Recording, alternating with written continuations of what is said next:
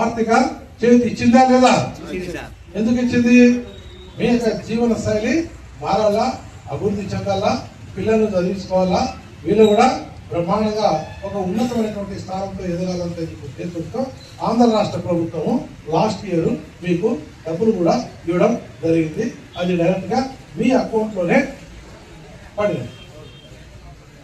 అంతా అందరూ ఒకప్పుడు చదువు ఉండాల్సినటువంటి లైసెన్సులు చదువులేక ఒక ఆధార్ నెంబర్తో ఉంది.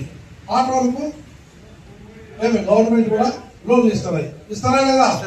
సో ఇవన్నీ మనకు అందరూ మనకు సపోర్ట్ చేస్తున్నారంటే దేనికోసము?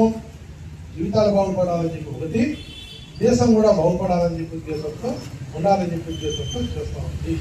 సో అదే రకంగా మీ డ్రైవర్లు ఎవరైతే బండి నడుపుతున్నారో వాళ్ళు చేసేటువంటి నిర్లక్ష్యంగా తోలడం వలన ఒక సంవత్సరానికి ఎంతమంది చనిపోయినారంటే లాస్ట్ ఇయర్ 1,77,177 మంది గూగుల్లో పోతే ఉంది. ఇంజూర్డ్ పర్సన్స్ ఎంతమంది అయినారంటే 3,58,000 మంది దగ్గర ఇంజూర్డ్ పర్సన్. ఇంజూర్డ్ పర్సన్ అంటే ఏది?